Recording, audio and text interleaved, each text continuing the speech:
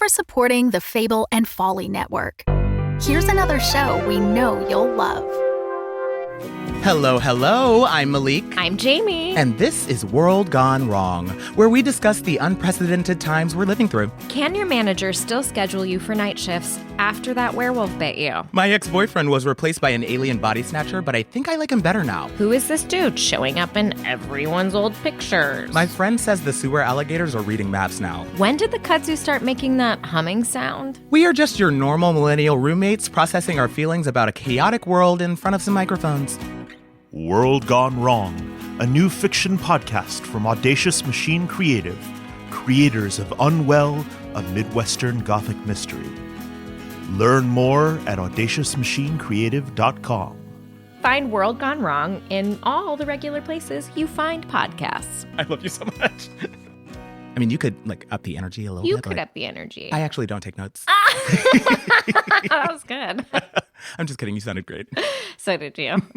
Today's episode is brought to you by The Road of Shadows, a mystery and suspense audio drama about a man who finds himself on the run in a small town in the mountains, pursued by mysterious creatures that only he can see. This is a highly immersive experience with an emphasis on mood and atmosphere. Feel yourself transported back to 1984 through music and sound that will take you to the streets of a small town deep in the mountains surrounded by mystery. You can learn more about The Road of Shadows at theroadofshadows.com. Find and listen to The Road of Shadows anywhere you listen to podcasts. Our thanks to The Road of Shadows for their support. Hello, Eleanor here. And this is Jeffrey. Have you visited our website recently? It's unwellpodcast.com.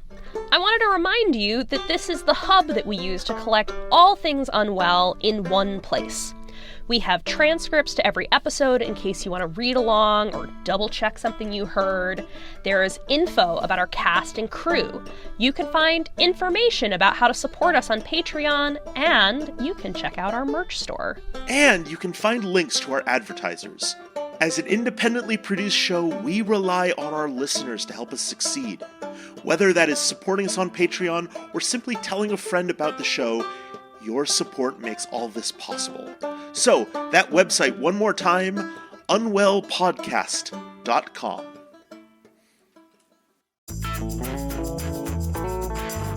Hello, celery stalkers. Welcome to our first roundtable.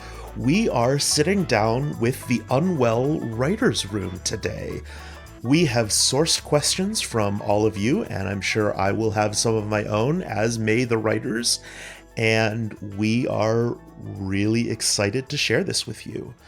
My name, as you may know, is Jeffrey Nils Gardner, and I am the executive producer of Unwell. My name is Jessica Best, and I am one of the writers on Unwell. My name is Bilal Dardai, and I'm one of the writers on Unwell. My name is Jessica Wright Buha, and I'm another writer on Unwell. I guess, kind of everyone on this team has the same job other than me in this conversation. Yeah. I'm also Sheriff Joshi, but that's not why I'm here today. Very fair. And Jess Buha is also representation and management for one of our other talent. Miles Buha. Yes, I am Miles's mom. I directed him, I guess, in season 3, which was just us in a closet and me going, "Can you say that like it's the first time you've ever said it?" Which is like horrible direction for an adult, much less like he was 5 at the time. For season 4, we had in-person recording, and Jeffrey was the director, and they did an amazing job. It was a lot of fun. Okay, let's dive into these questions. Our first one is from Ellie. The characters of this show are all very unique, distinct, and interesting. Who are your favorite characters to write? That's a great question. I guess I can start.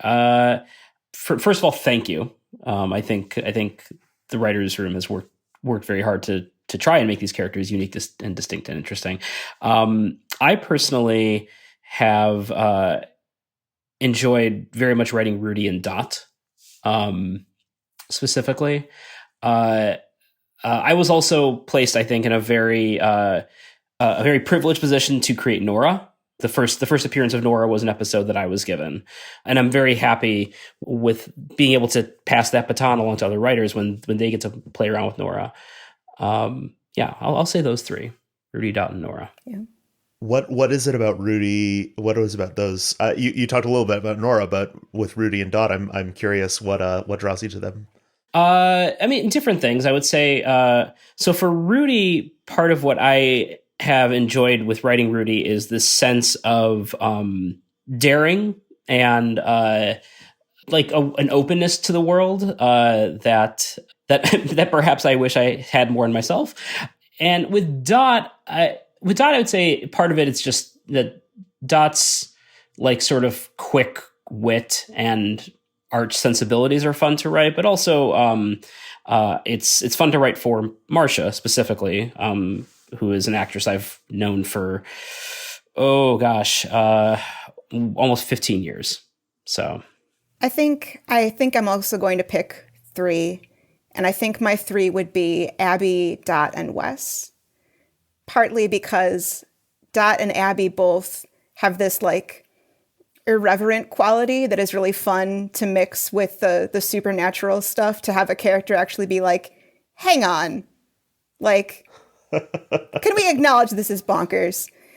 And also, I am very close with my parents. I get along with them very well, and they're both about the age of Dot. And so putting little glints of stuff that I know from them into the show, like Dot favoring Trixie Belden, was totally just for my mom. And then people on Twitter were like, oh my God, Trixie Belden, so much better than that Pris Nancy Drew. And I was like, fantastic. And then Wes is just so good. I don't know.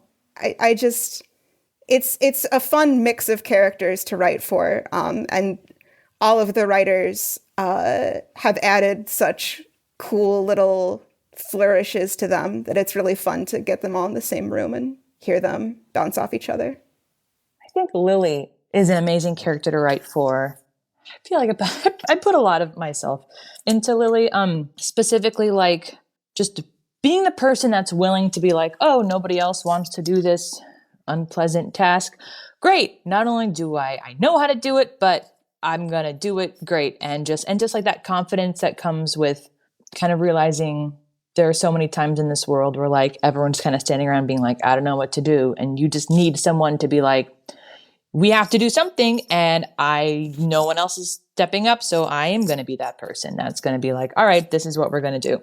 And yeah. And kind of having some control issues, but trying to be a good person. I don't know, like, and always kind of filling a void of a leader.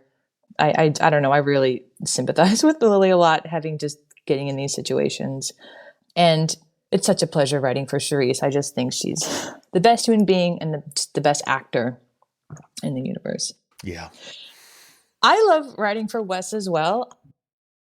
His sunniness and the choice where like being sunny can be a choice and not just like naivete. Like I feel like Wes kind of has so much tragedy in his life and so much kind of loss and being, I don't know, the bravery of being like, I'm going to try to move through this with a positive attitude. I think there's a lot of bravery in Wes. And I have been shocked, maybe we can talk about this more later, about what a pleasure it's been to write for Chester. At first, I'm like, this guy sucks. But Chester has kind of grown into this a very interesting character, and this is a testament to the team, to the writers, the actors, the sound designers, and just like this, a man overwhelmed and wanting to be in control. Him and Lily are an interesting kind of pair. I've been really interested in seeing how you and the actors have built these kind of contrasting people, both of whom have or have had a million jobs and are, approaching problems, sometimes from opposite directions or sides, but I don't know. There's something really interesting to me about the contrast of those two characters. Yeah, and I think it's kind of funny that Chester starts out introduced in this context of like, okay, he's the bad guy. Like we've seen this before. And that like the audience and then also the writers went through the journey of like, hey, wait, no, he's more complicated than that. There's more going on. Yeah. Next question. This comes from Kath. I'd love to know if you are fans of or were influenced by old-time radio dramas, and if so, which ones?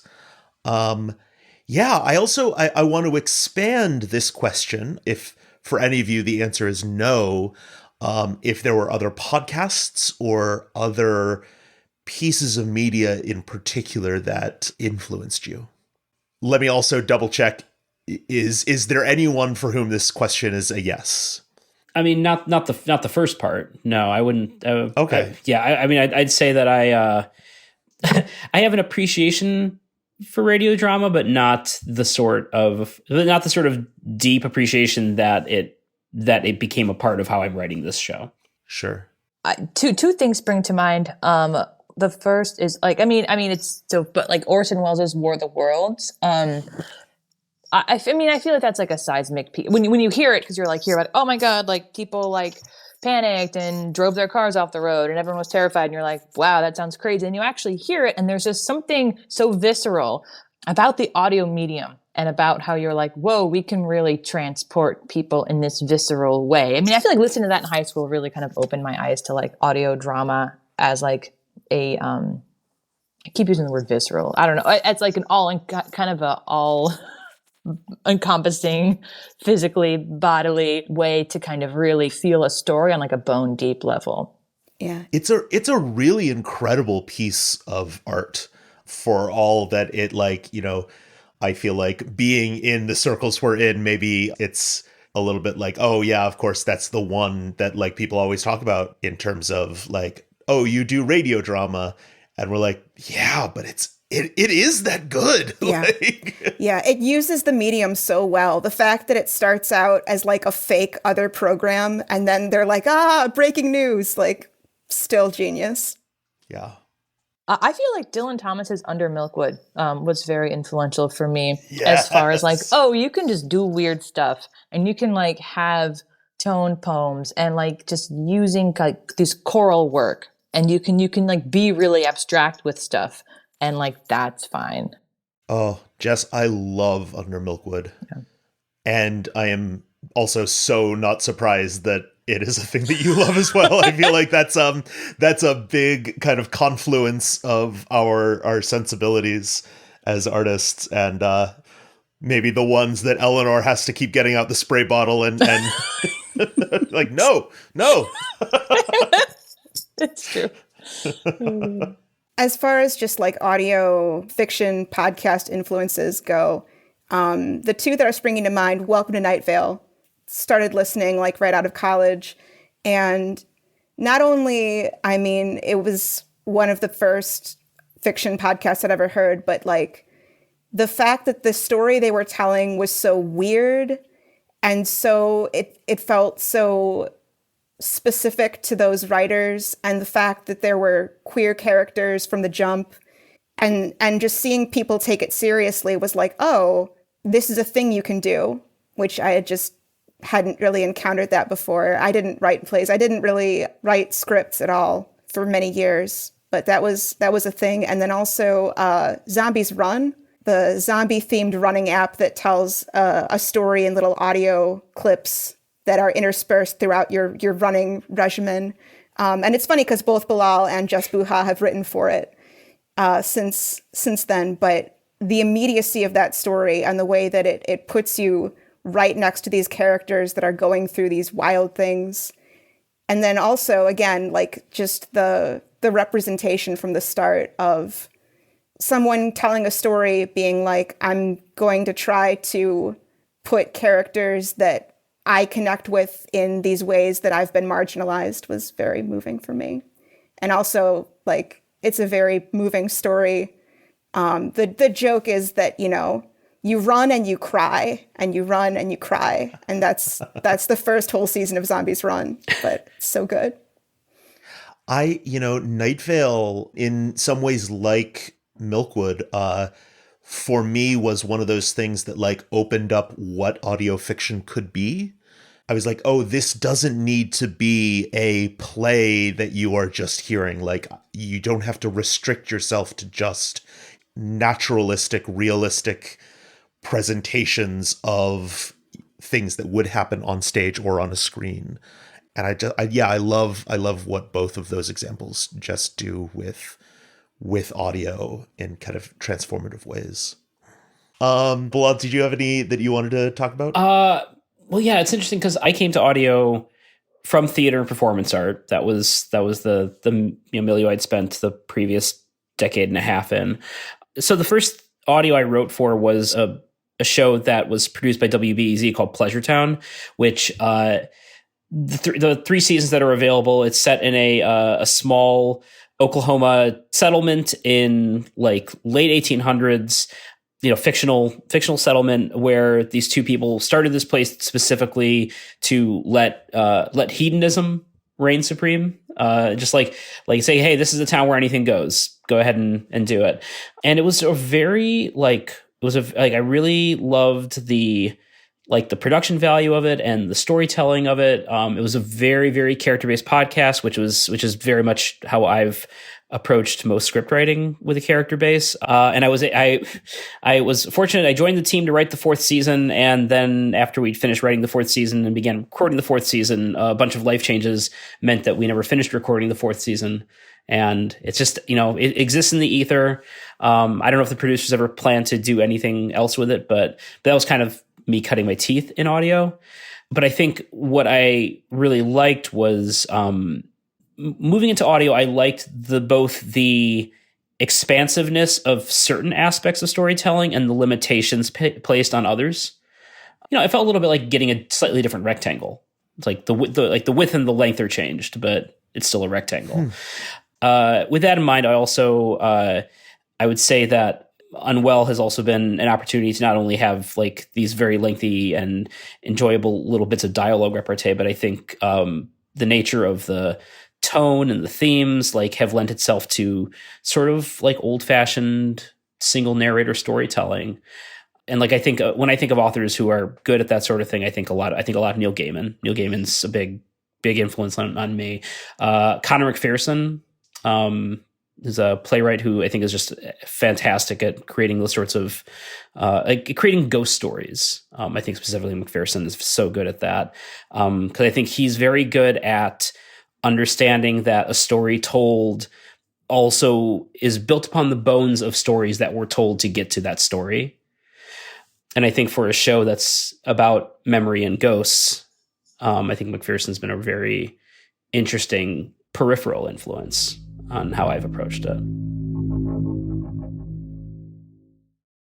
The Fable and Folly Network supports creators of exceptional audio stories, including the one you're listening to right now. If you love our shows, we want to hear from you. Complete our listener survey at fableandfolly.com/survey. This will help us learn more about you, what you like, what you'd like to hear more of, and how we can maintain an inclusive, safe atmosphere. As a thank you for your participation, we have extras and behind-the-scenes content from your favorite shows. Fans make the network what it is. Thanks for listening, and we can't wait to hear from you.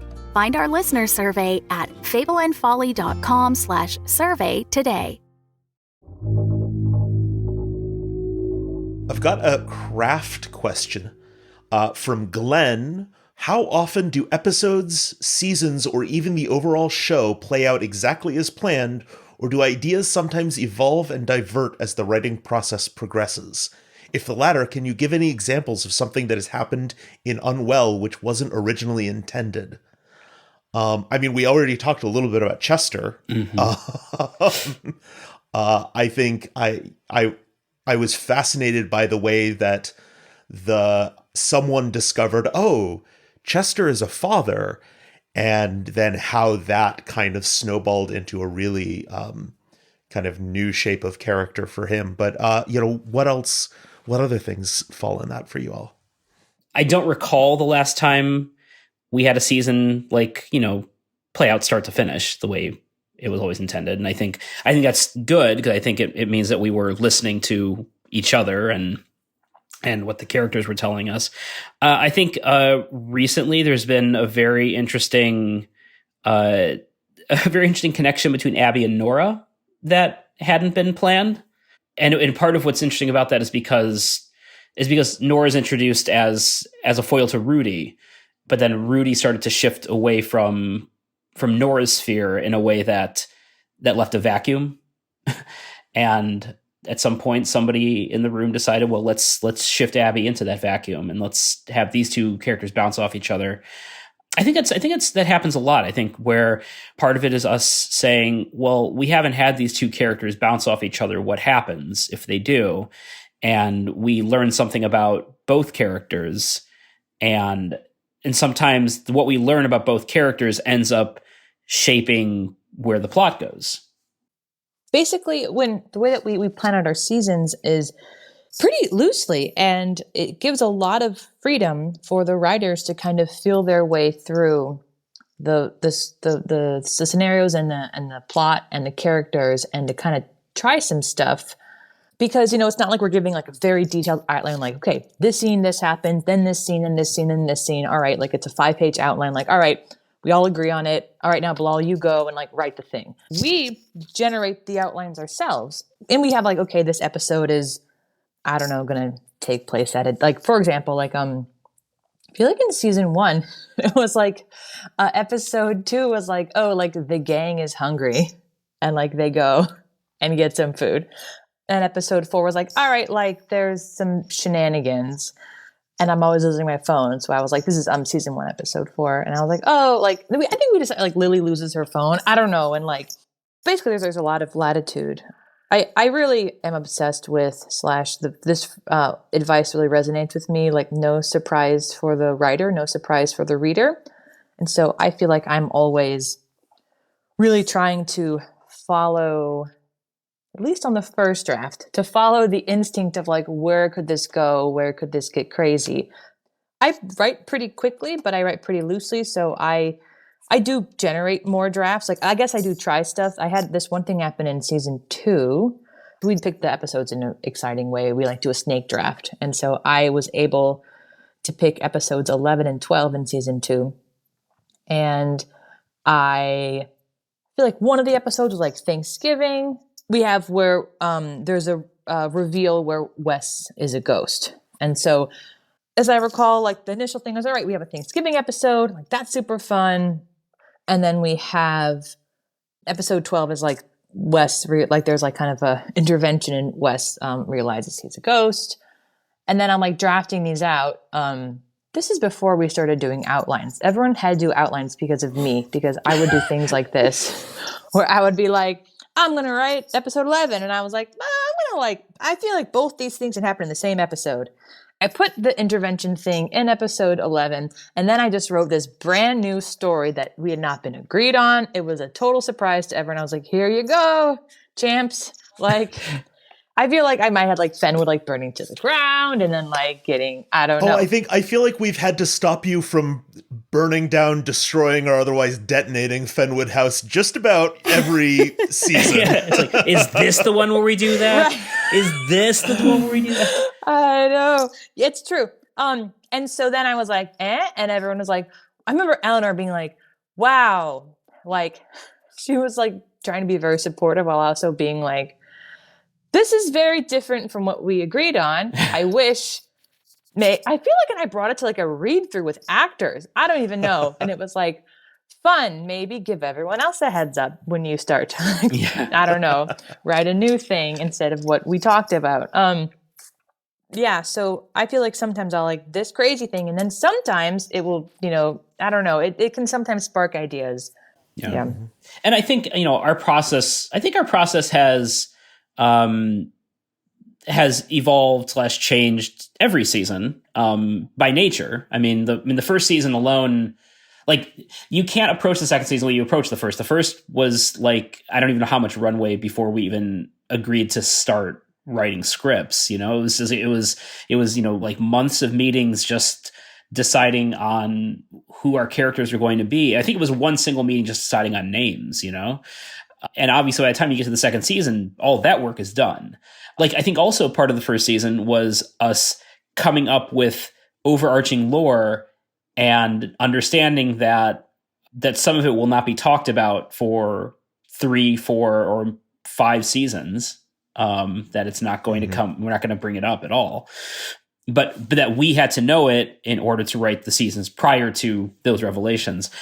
But then, of course, we had 2 years of interesting times, which also changed how we met as a group. And I know like the first draft of a season, you could tell how influenced all of us were by lockdown and everything else happening around us. And like, you had so many episodes that we'd have plot points or character beats that were not specifically saying, oh gosh, we are in a terrible pandemic, but were clearly in some way or another referencing that feeling of being trapped, or that feeling of loneliness, or that feeling of lack of control. And I think the first draft of the season was useful for us to get to the second draft. But I think it was also useful for us as a team to get some of that stuff out. Yeah, for sure. Yeah. I mean, I'm not necessarily the biggest fan of writing "quote unquote" as therapy, but I think it was useful. Yeah. But I think this was very much a moment of any port in a storm. There is certainly still a lot of, subtext and just influence of like the fact that we have been living under, this pandemic and under lockdowns at various levels, et cetera, in season 4. But it was very much the text rather than the subtext initially. Yeah. Yeah. And I can definitely speak to part of that because I talk about this in the annotated script, but I lobbied so hard for there to be a Crafternoon episode after referencing it in season 3. I was like, we've got to follow the through line. This has to happen. And I like grabbed that episode as soon as I could and wrote an entire episode where they just have this craft fair out in public with all these wolves.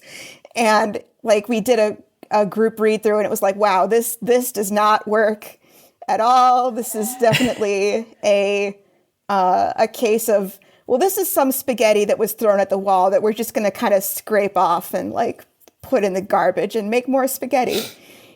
Yeah, I actually think that generally whenever I really gun for writing an episode, that turns out to be the episode that I have the least idea of what to actually do with. And whenever there's like a last choice and I'm like, okay, I guess this one turns out to be the one where you kind of surprise yourself and come up with something that you actually like. Interesting. Yeah. I think I remember we did have one of these, virtual meetings where we did kind of have to just agree, like as a team, when we talk about where our story is taking place and what time it's taking place in, we had a question in the room, like, do we acknowledge that there is a pandemic raging outside of, in around Mount Aslan? I was like, no, we decided no. We decided this will take place in a completely parallel America where that didn't happen. So we can keep telling our story as we had hoped. So, yeah, so there are definitely things we planned far in advance that we have, like larger things that we did not deviate from. But I think that the minutia of it shifts hourly. Yeah. There has always been an overarching plan, although I do think as we have written and learned both about the characters and just, for me, certainly this has not only been a time period, but a piece of art that I have grown a lot as a person because of the process of making this, and I have learned a lot. And I think that has definitely changed both the direction that some things have gone in and, for me at least, how I talk about and what I talk about in Unwell, what is important about the story. And I mean, I'm quoting Eleanor here, but the pandemic has hugely influenced and changed. And like, who knows what this story would have looked like if there hadn't been a global pandemic halfway through the creation of it. I don't know if it would have been a better or worse story, but it certainly has become a different one. Let's do a fun one. From Shelby. If you had to explore the Fenwood House basement with one character, who would you choose? Whoa, that's a good one. We're midway through season 4. It's Wes. I'd explore with Wes. Yeah.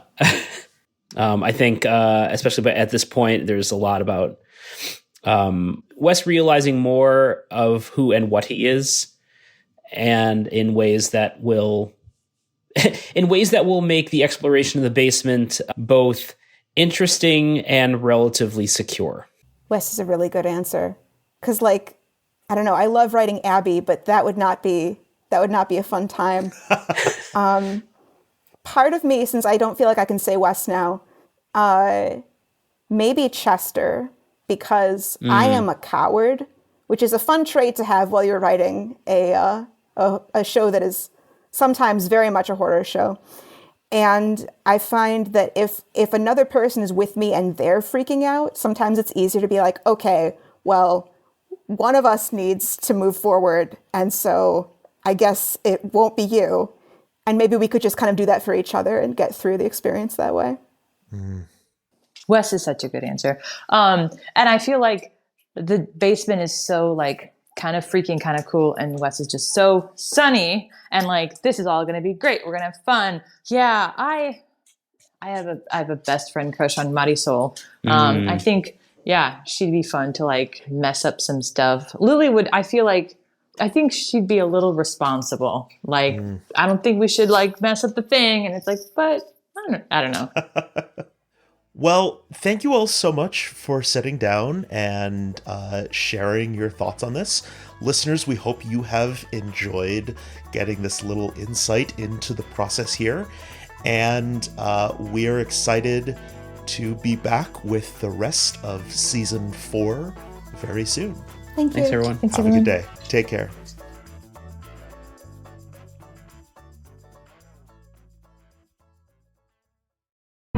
The Fable and Folly Network, where fiction producers flourish.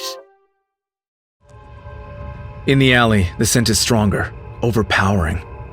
As I watch, the overhead lamps flicker and wink out one by one. God damn it. No. The girl appears briefly under the last streetlight, the headphones snug against her ears, the Walkman clasped to her hip. She's oblivious as she walks, lost in her own world. Hey, stop! I need to talk to you! Then she's swallowed up by the darkness again. Helen, wait a second! It strikes her in the gloom so fast she barely has time to scream. She falls into the edge of the lamplight and lies there, bleeding, motionless. The man's skin is scaly, flaking, and there are patches of soot on his cheeks. He stares at me with eyes like midnight. Eyes that are devoid of remorse, devoid of humanity. He's one of them. I turn and run, and I don't look back. The Road of Shadows, a new mystery and suspense audio drama by Mark R. Healy, creator of The Strata. Listen now at theroadofshadows.com.